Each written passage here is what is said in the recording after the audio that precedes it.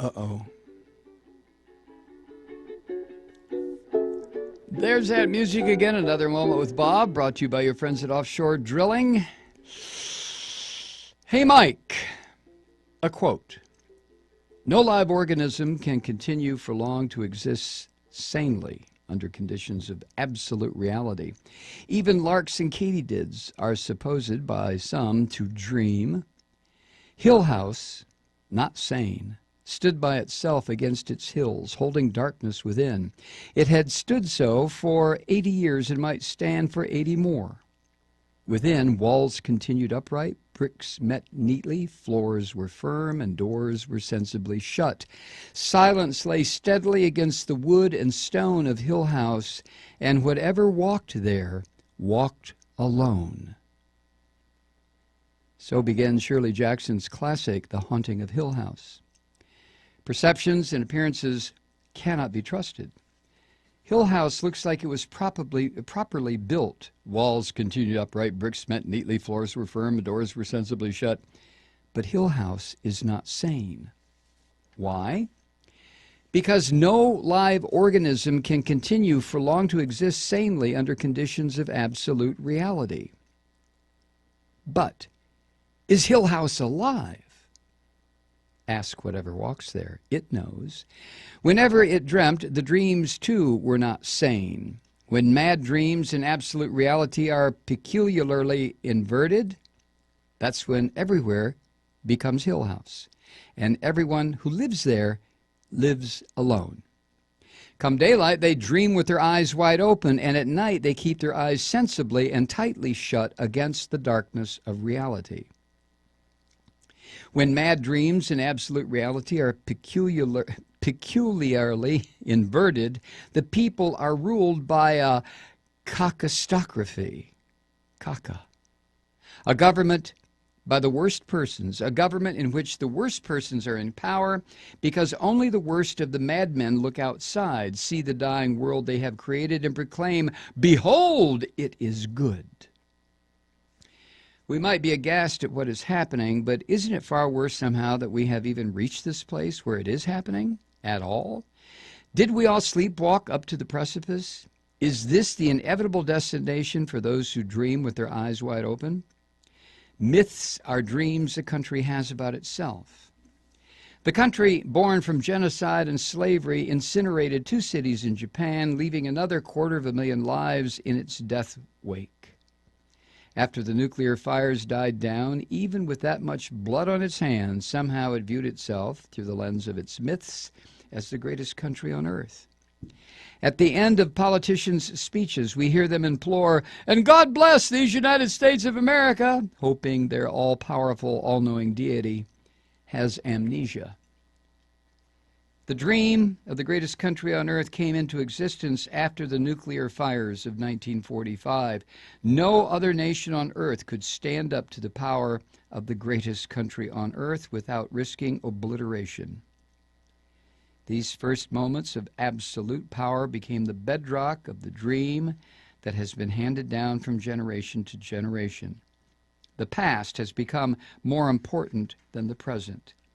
When politicians speak of the shining city on the hill, they are referring to those moments of absolute power America wielded 70 years ago.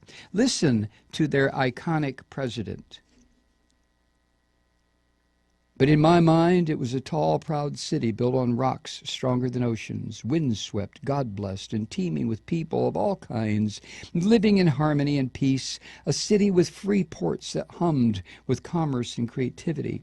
And if there had to be city walls, the walls had doors, and the doors were open to anyone with the will and the heart to get there. That's how I saw it, and see it still." End quote.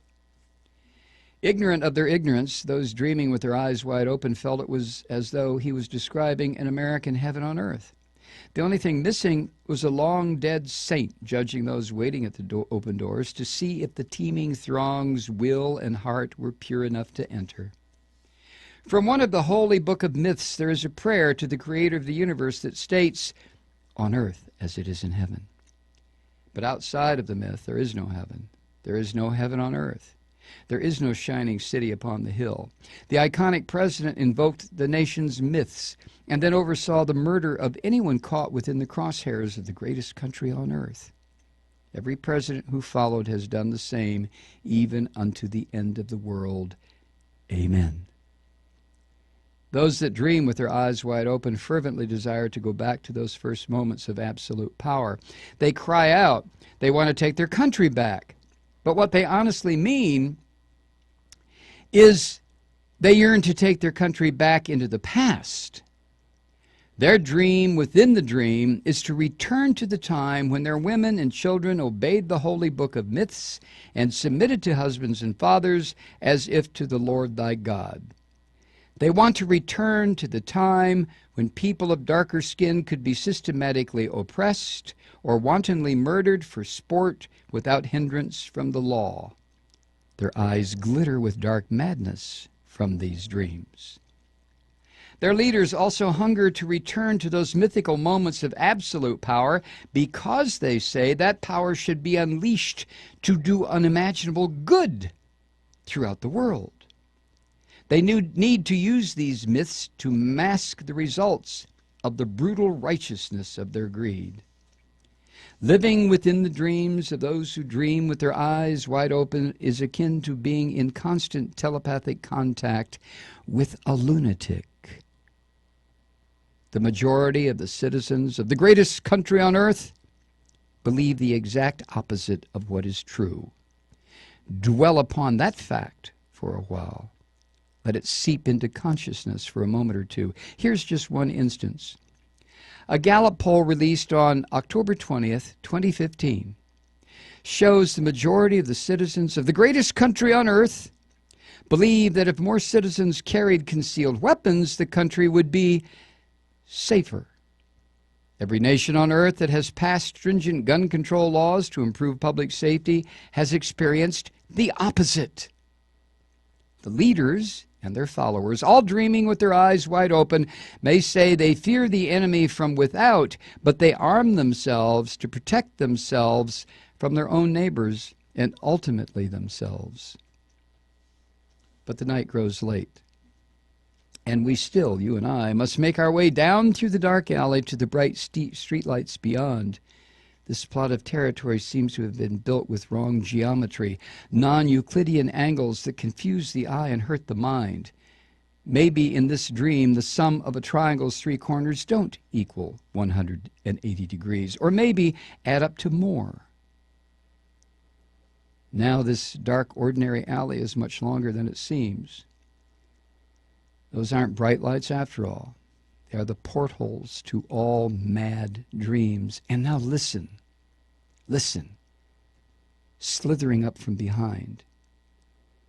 Were there voices or only the wind? Listen. A mud-choked voice intones, something is coming. Something is coming. Those that dream with their eyes wide open reveal eyes which have gone in utter glistening black. Regards and happy Halloween, Bob.